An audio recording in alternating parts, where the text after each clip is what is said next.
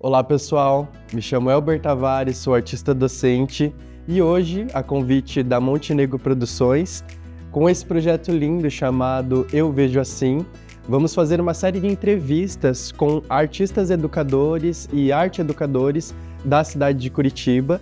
E hoje eu estou aqui com Anne Caetano, uma artista educadora fenomenal. Anne, pode se apresentar, por gentileza. Então tá bom, olá, tudo bem com você? Tudo bem.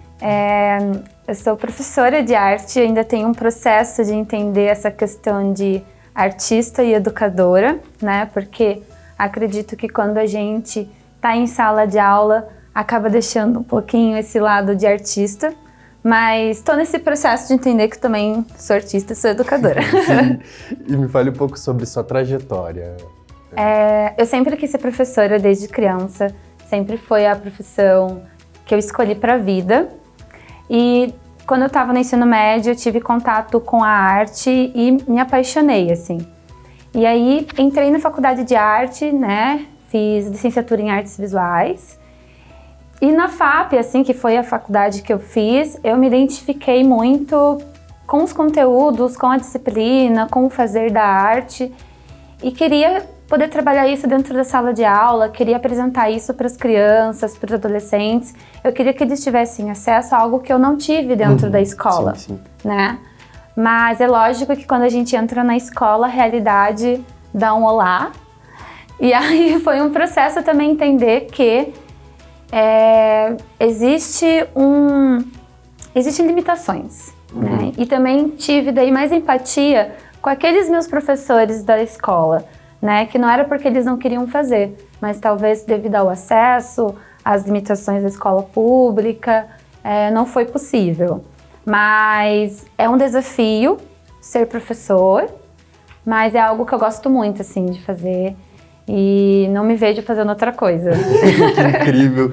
E há quanto tempo que você atua dentro da educação básica, Anne? Eu sou professora há quase 5 anos, né? Eu trabalhei um tempo dentro da escola pública, aí tive a experiência de trabalhar na pandemia. Então, o início da minha profissão já foi atuando na pandemia, o que foi muito difícil, porque quando a gente inicia dentro de uma profissão, a gente tá ainda naquele... Sempre é um processo de aprendizado. Sim. Mas eu acho que na pandemia, os outros professores que estavam há anos na escola também não sabiam lidar, foi algo novo e triste para todo mundo. Então, para mim, foi um momento muito de desânimo, porque eu não entendi o que eu estava fazendo dentro do computador, dentro da minha casa, né? Mas aí depois eu tive experiência de viajar pelo Brasil através de uma empresa como freelancer, e daí eu conheci várias escolas dentro de outros estados, e aí eu vi que a educação ela é muito diferente, porque daí a gente está envolvendo cultura e as questões sociais também que envolve dentro da escola.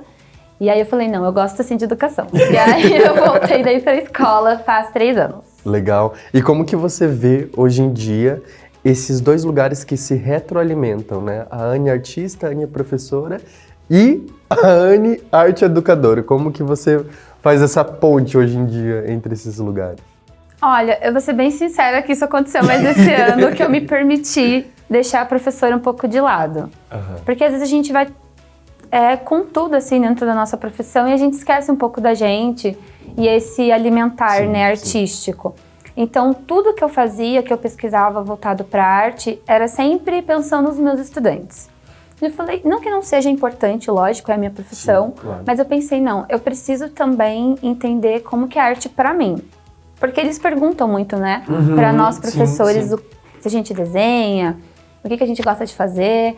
E eu comecei a não saber responder. Eu falei, não, acho que tá na hora de eu voltar. Então, esse ano eu tive algumas experiências, assim, artísticas, até dentro de outras linguagens da arte, o que foi muito bom pra mim, que me deu mais vontade de pesquisar e trabalhar essas questões, esses novos conteúdos e aprendizados com os alunos também. Legal. Então, eu acho que a gente, como arte educadora, a gente não pode deixar a nossa arte de lado. Sim. Sabe? Porque senão a gente entra naquele sistema de só fazer o básico dentro da sala de aula. Acho que o que a gente cobra tanto dos nossos alunos, essa criatividade, esse fazer, a gente também precisa estar fazendo.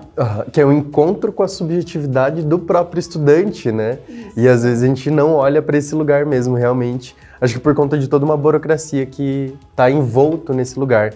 Mas você falou numa palavra que eu gosto muito, que é criatividade. Como que você se sente nesse papel, nesse exercício de fomentar isso dentro de sala de aula? Quais que são suas estratégias metodológicas, digamos assim?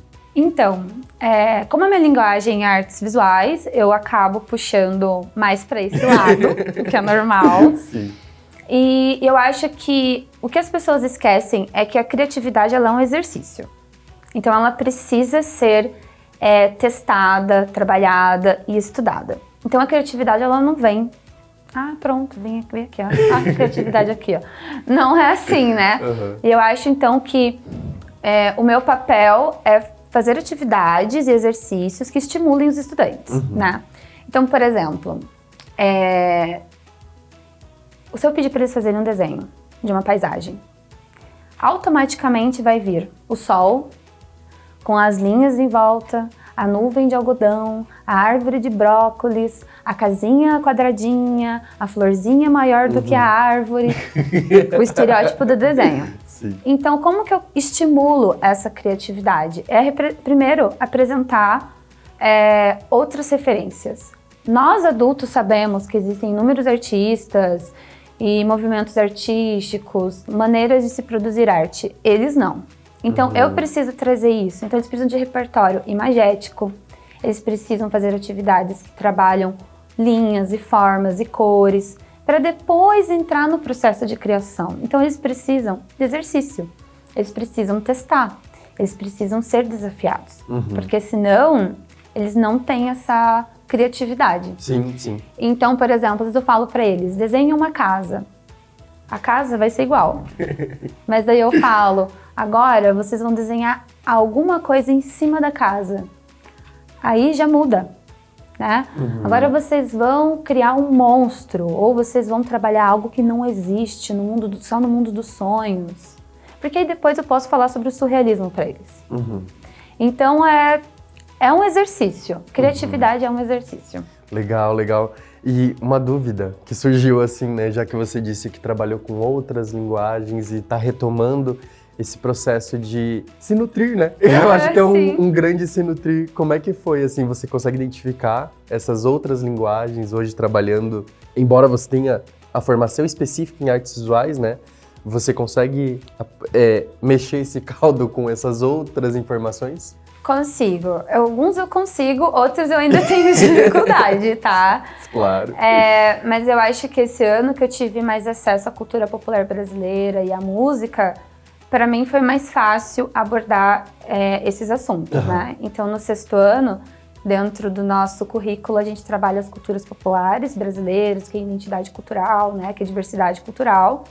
E aí, com essa experiência que eu tive fora da escola, de aprender a tocar um instrumento, aprender a fazer um instrumento, né, aprender outras músicas, aprender de onde que vem a nossa cultura brasileira, foi muito mais fácil colocar isso em prática dentro da sala de aula. Sim. Porque senão a gente fica muito naquele sistema ou no material didático, né? E aí poder mostrar um instrumento, falar para eles como que é o processo, como que foi o processo para mim, porque eles adoram saber, nossa, professora, como que você fez? Como que foi para você? Eles perguntam isso pra gente. Sim. Então, fica mais natural, sabe? E acho que mostrar essa vulnerabilidade também de que eu estou aprendendo, aí eu falo para eles, o professor me ensinou, ai, como que foi para você? Acho que mostra para eles que eu também estou aprendendo e cria uma relação melhor entre aluno e professor. Sim, tira a gente daquela hierarquia, sabe? Que eu sou professor. Eu falo para eles, não, a gente sempre está estudando e sempre está aprendendo juntos. Sim. Que legal escutar isso, porque isso modifica as estruturas da própria sala de aula, né? As lógicas que permanecem ali daquele espaço, do que eles estão aprendendo com as outras disciplinas, e ao mesmo tempo você fala sobre, me parece, né? Você traz essa relação com o afeto.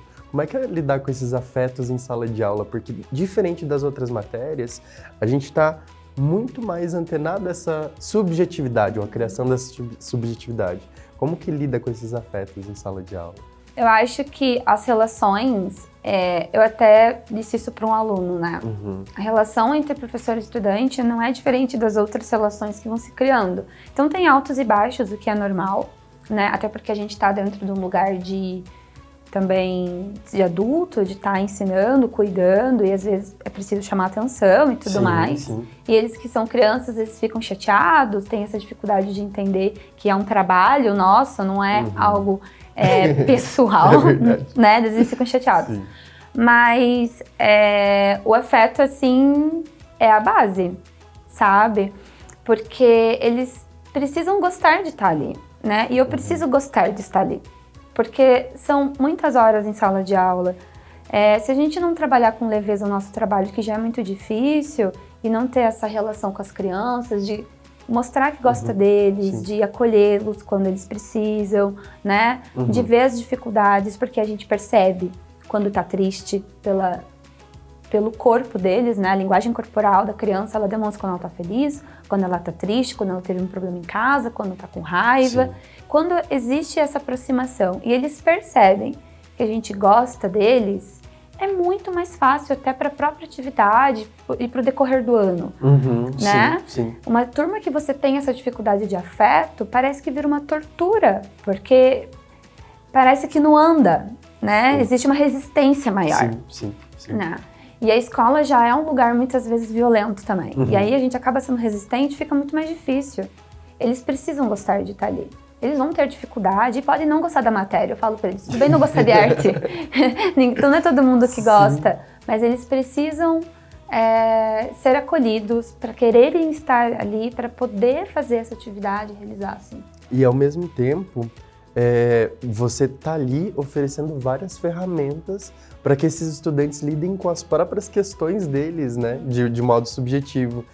E aí, a partir de um ponto de vista geral e o que você tem sentido em sala de aula, como que você entende o entendimento deles em relação à importância da arte, como que ela reverbera na nossa vida? Eu acho que eles não têm esse entendimento sobre o que a arte para que ela é importante. Eu trabalho até isso algumas vezes com os adolescentes que são maiores, mas eu acho que eles vão entendendo ao longo do processo, sabe? No sentido de que quando eles usam arte para outra disciplina, quando eles usam arte para fazer algo para eles, quando eles pesquisam, quando eu percebo que eles estão desenhando sozinhos, estão indo atrás sozinhos. Então eu acho que é uma percepção individual que eles vão tendo aos poucos, que é uma construção, né? Porque eu não vou ser professora deles para sempre, então pode ser que um outro professor modifique o que é arte para eles, de uma maneira positiva ou negativa, eu não sei, né? Então, acho que o que é arte, a importância dela, vai sendo construída ao longo da caminhada deles.